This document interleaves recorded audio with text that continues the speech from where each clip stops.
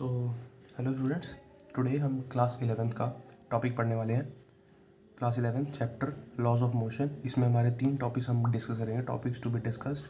इसमें हमारा आएगा angle of friction, angle of repose and relation between angle of friction and angle of repose. तो बिना time waste करते हुए वीडियो स्टार्ट करते हैं। और काफ़ी इंपॉर्टेंट टॉपिक है ये, बोर्ड में बहुत ज़्यादा आता है। जेके बोर्ड, पंजाब बोर्ड, इस तरह अलग अलग स्टेट्स में काफ़ी आता है। Angle of friction.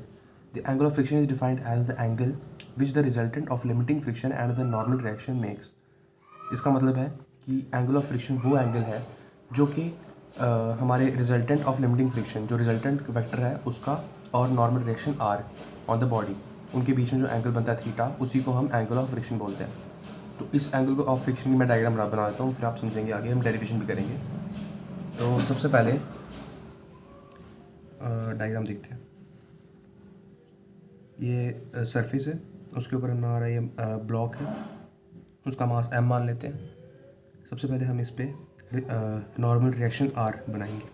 n भी लिखा होता है बहुत बुक्स में r लिखा होता है, हम r लिखेंगे। और r is equal to normal reaction is equal to mg, बिल्कुल उसी के नीचे अपोजिट में mg वेक्टर, ये भी mg। उसके बाद हमारे जो अप्लाइड फोर्स है, हम मान लेते हैं हमने इस ब्लॉक ऑफ मास m को हम यहाँ इस डायरेक्शन में खींच रहे हैं विद अप्लाइड फोर्स F। ठीक है, ये फोर्स है, applied force which is applied.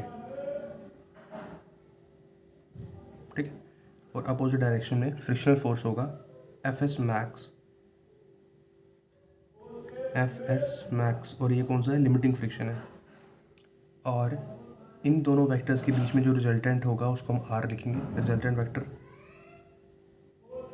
ये Fs मैक्स का रिजल्टेंट वेक्टर है। ट्रायंगल बना देता हूँ पहले, सॉरी रेक्टेंगल बना देता हूँ। यहाँ पे आ जाएगा रिजल्टेंट वेक्टर आ गया। तो मैंने बताया था ये रिजल्टेंट है,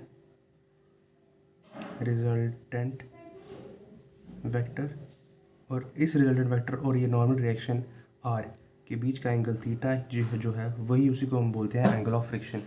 तो एंगल ऑफ फ्रिक्शन यहाँ से प्रूव हो जाता है। और ये जो रिजल्टेंट है, ये रिजल्टेंट Fs मैक्स और r के बीच में है, ये लिखा हुआ है यहाँ पे, is defined as the angle which the resultant of limiting friction and the normal reaction makes. ठीक है, अब आप ध्यान देंगे, ये ट्राइंगल बन रही है एक, मैं इसको ऐसे रिजॉल्व करके बनाता हूँ।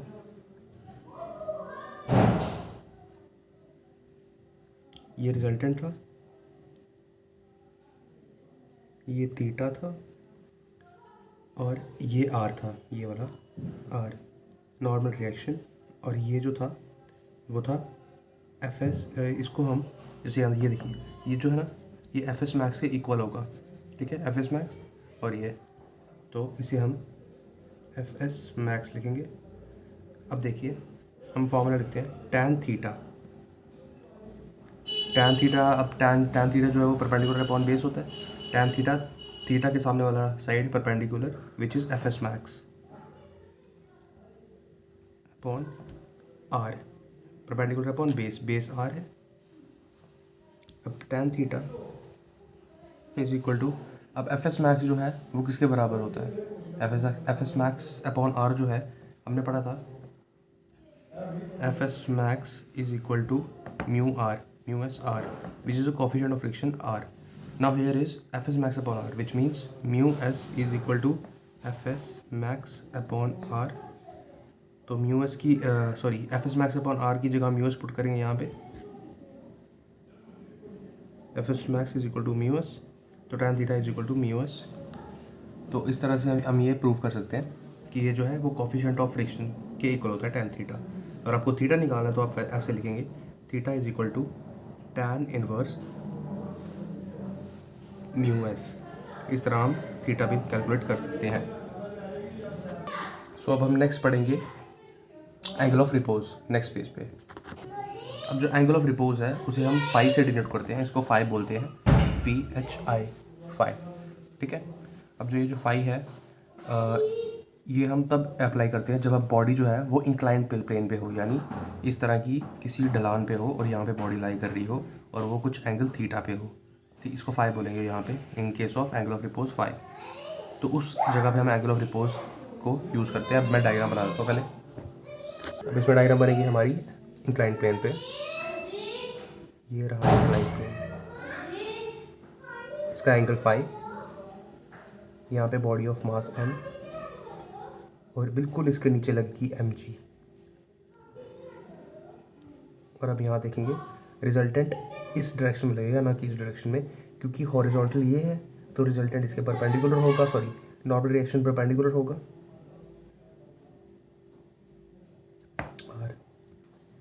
आर है, एम जी यहाँ है, तो ये वाला जो कंपोनेंट होगा जो इसके बिल्कुल आगे अपोजिट होगा वो एम जी कॉस थीटा होगा। अब एम जी कॉस थीटा नहीं, यहाँ फाई है, फाई, और जो कि हमारे इस सरफेस को हमने मानी हुई है तो इसके सामने हमारा आ जाएगा एम जी साइन थीटा, जो कि एम जी का कंपोनेंट है, हॉरिजॉन्टल कंपोनेंट, एम जी साइन फाई बन गया कंपोनेंट्स। और ये फाई है और ये वाला एंगल भी फाई होगा, जिसे एंगल ऑफ रिपोज बोला जाएगा। डेफिनेशन देख लेते हैं। It is the minimum angle that an inclined plane makes with the horizontal when a body place on it just begins to slide. Body just begins to slide तो F S ऊपर की side लगेगी हमारी frictional force F S max. अब हम देखेंगे tan phi is equal to perpendicular this one, perpendicular which is equal to M ji sine theta, sine phi sorry, और upon base M जी cos phi base.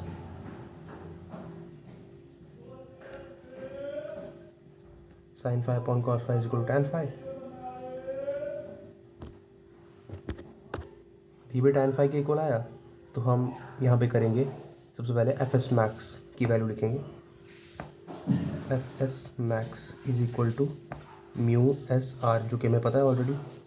और उसके बाद लेकिन हम यहाँ पे देखेंगे कि एफ एस मैक्स जो है which is equal to F S max, अब इस डायरेक्शन में इसकी ये जो है वो इस वेक्टर के इक्वल आएगा एम जी साइन थीटा के। F S max is equal to M ji sine phi. और उसके बाद हमारा जो आर है, normal reaction R is equal to M ji cos phi.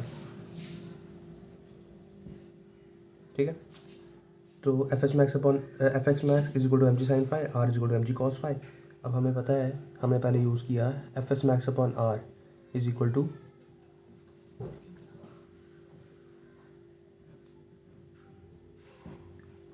F S max upon R is equal to M ji sine phi upon M ji cos phi, क्योंकि हमने यहाँ देखो साइन फाई इक्वेशन 1 इक्वेशन 2 इस दोनों equation को हमने divide कर रहे हैं यहाँ पे। ठीक है, m ji sine phi m ji cos phi, sine phi upon cos phi equal to tan phi, जो कि हमने यहाँ प्रूफ किया। ठीक है, वही हम यहाँ यूज़ करेंगे tan फाई। तो इस तरह ये tan फाई के इक्वल आएगा। और f S max upon r हमको पता है f S max upon r equal to mu s होता है, so tan phi is also equal to mu s. अब रिलेशन तो बहुत ही सिंपल है इन दोनों के बीच में। पहले हमने देखा था कि tan theta in case of angle of friction tan theta is equal to mu S, और in case of angle of repose tan phi equal to mu S. So tan theta is equal to tan phi कह सकते हैं ना, तो theta equal to phi. This is the simplest relation between angle of friction and angle of repose. Thank you.